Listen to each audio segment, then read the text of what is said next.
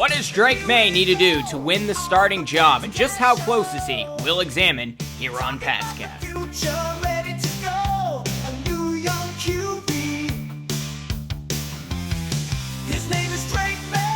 Welcome to Patscast. I'm Brad Whitaker. Training camp is just around the corner, which means the quarterback competition is nearly underway, and it has been underway to a certain extent from what we saw at mandatory minicamp, what we saw at OTAs, between Drake Maye and Jacoby Brissett, right now the presumable starter.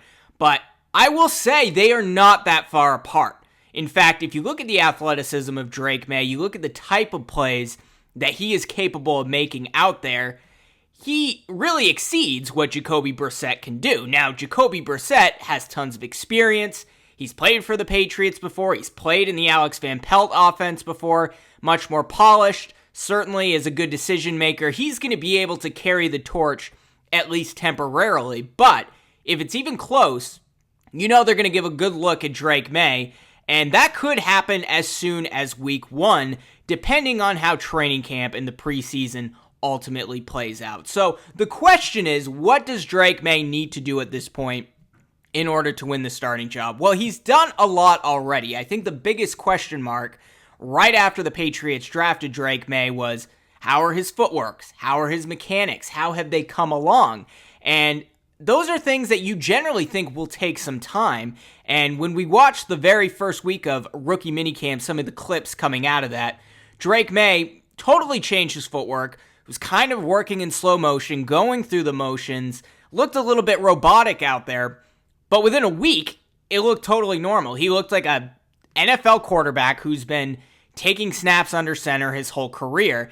And that's what has impressed me the most about Drake Maye so far, is that, yeah, his footwork was a mess in college. His mechanics were a mess in college. So were Justin Herbert's, and it took Herbert a little bit of time before he was able to clean up his mechanics. Drake Maye already seems to be on the path to cleaning that up. Now, when he gets out there in a real game situation, are the bad habits going to kick back in? Well, that remains to be seen. He hasn't been playing any games so far. He hasn't even put on pads in a Patriots uniform outside of a couple of photo shoots so far. So we don't know. Are the bad habits going to crop up again? That's really going to determine what happens with Drake Maye. But overall, lining up under center, doing play action, bootlegs, throwing on the run, his footwork in the pocket looks so much better. Doesn't mean he doesn't have room to improve still. We haven't seen him these last few weeks since mandatory minicamp wrapped up. However, based on what we saw at the end of mandatory minicamp with his footwork, with his throwing motion, he almost looks like a different quarterback. Again, maybe he's done this in college. Maybe he's worked on his footwork and then bad habits kicked back in. And that's something that we're going to have to weigh as the weeks go forward. However, I don't think it's going to be that much of an issue because Drake Maye really didn't have the support system that he does have now. He switched coordinators in college. He moved to a new offense between his second to last season at North Carolina and this past year, and didn't really have a lot to work with. Didn't have a lot of continuity in order to improve his game. Well, that's the reason Patriots brought in guys like Alex Van Pelt. They brought in guys like Ben McAdoo so that they could work with Drake Maye and help make sure that those bad habits don't happen and that the footwork, the mechanics, the muscle memory really kicks in there and we don't see those old bad habits ever again. So overall, in terms of cleaning up his mechanics, his footwork, I would say he's about 70 to 80% of the way there, which is astonishing because that's something that I thought would take a year or two, right? And he's almost there. He just needs real in-game situations with pads against NFL-level competition, against first-team defenses in practice to really understand if those bad habits are going to kick back in or if he's cleaned things up a little bit. But so far, from what we've seen, at least without pads on in 7-on-7s and 11-on-11s, he's cleaned it up quite a bit. So very exciting to see that there. We know the arm strength's there, right? We know that he can be accurate throwing the deep ball. So that comes to the second question here, which is his accuracy in the dink and dunk game, in the short throw situations, his timing and rhythm in the West Coast style offense.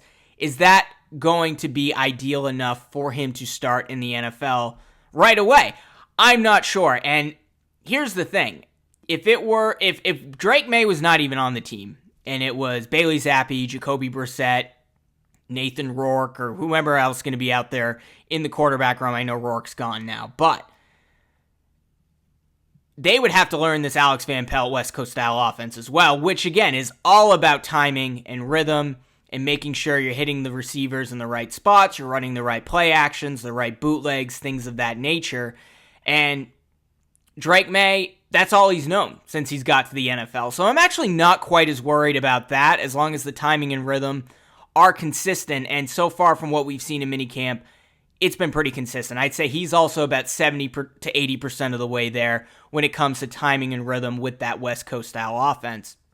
So really, it's going to come down to a full competition in training camp. Who's going to be the better quarterback out there? Who's going to make plays more consistently? Now, blow your mind, downfield throws, athletic plays on your feet, quarterback sneaks that go for 3, 4, 5 yards. Drake Maye, I think, is always going to be better than Jacoby Brissett. I think he has the advantage there. Where he doesn't have the advantage is when the going gets tough, when he's under pressure, when he has to make quick reads, when he has to get rid of the football. How is that going to play out? And it really depends on a lot of it, the offensive line, and how comfortable Drake Maye is going to be behind arguably the biggest red flag that the Patriots have heading into the 2024 season. We don't even know what that offensive line is going to look like. Is it going to be Chuks Okorafor on the far left side? Is Caden Wallace going to be ready to make that transition from right tackle to left tackle from college? If not, is Caden Wallace going to be on the right side and you're going to kick Michael Wenu back to right guard? Or is Wallace going to sit and you're going to have a Wenu on the far right side? We don't know. We know David Andrews, Sidy Sow, in all likelihood are both going to be out there. And I feel fairly confident in those guys, certainly confident in Wenu, whether he's at right guard or right tackle. But there's going to be a lot of pressure faced by whomever's at the quarterback position starting in week 1, and it's not going to be easy. And I think that is going to be the biggest hesitation in terms of putting Drake Maye out there. If they are neck and neck in training camp, and it really is a coin flip on who you think the better quarterback is starting in week 1, I think that decision, as much as I would like for that to be Drake Maye, is going to come down to the offensive line. Is he going to get the crap beat out of him right away, and is that going to hurt his confidence going forward and ultimately his long-term development? Now, I'm not as worried about that as, say, a Mac Jones, who had an astonishing rookie year, looked to have a promising future NFL career, lost Josh McDaniels, his offensive line deteriorated in front of him, and after a couple hits in a game, he was a completely different quarterback. I don't think that's going to be the issue with Drake Maye, because with Drake Maye, he didn't have a good O-line in college. When it comes down to all these top quarterbacks that were drafted, Jaden Daniels, Caleb Williams, Drake Maye, J.J. McCarthy, Bo Nix. The worst offensive line by far of those players was North Carolina with Drake Maye. I know Caleb Williams didn't have the best O-line this past year at USC, but it was certainly better than what Drake Maye had to deal with. And Drake Maye didn't have a lot of weapons to work with, unlike Caleb Williams. So I think he's the kind of guy who's going to have the mental toughness to bounce back. So maybe the Patriots, if it is neck and neck, if it is a coin flip, are going to look at that and say, look, I don't think we're going to have confidence issues with this guy because there's nothing that he didn't see in college. This wasn't Mac Jones at Alabama, best protection in college, best receivers in college, probably better receivers than he ever had in New England. Drake Maye is in a different situation. He was not with an elite level college program. As much as I like North Carolina's football program, they are far from elite. So in that sense, Drake Maye really does have an advantage there in terms of the mental toughness, in terms of being able to get hit, bounce back. He certainly has a frame and a physique that's going to have durability, and he's going to be able to take a lot of that, unlike Mac Jones these last few years. So that's really what it comes down to.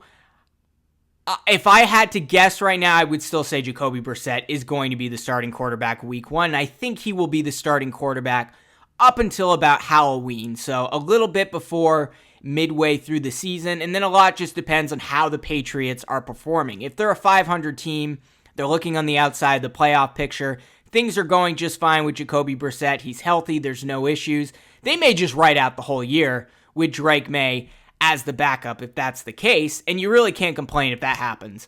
If they're a winning team, certainly they're going to keep rolling with Jacoby Brissett, But in all likelihood, we get to the midway point of the season, they're going to be about 2, 3, 4 games under 500, the way people think this Patriots team is going to, the way this season's going to play out. They are, in fact, ranked as the worst team in the NFL from a number of power rankings. They're expected to have the number 1 draft pick. I really don't think they're going to be that bad, in all honesty, though. I think the offensive line is the biggest question mark. If they are remotely competent, I think they have enough depth at the receiving position that they're going to have enough players that can make an impact.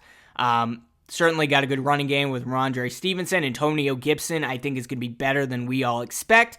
Great tight ends, Austin Hooper, Hunter Henry, and Jaheim Bell, who they just brought in, who's going to be able to do a number of different things that traditional tight ends typically don't. He's going to be able to run with the football. He's going to be like a big Deebo Samuel out there. It'll be fun to see what the Patriots do with a guy like that, who they essentially stole in the 7th round.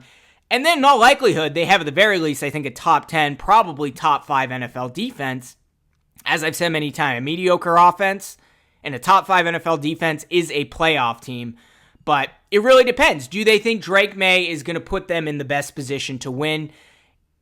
If it's going to be like Mac Jones at training camp with Cam Newton, where he was obviously the better quarterback out there in terms of learning the offense, making the correct reads, getting the football out on time, then yeah, Drake Maye is going to win the job.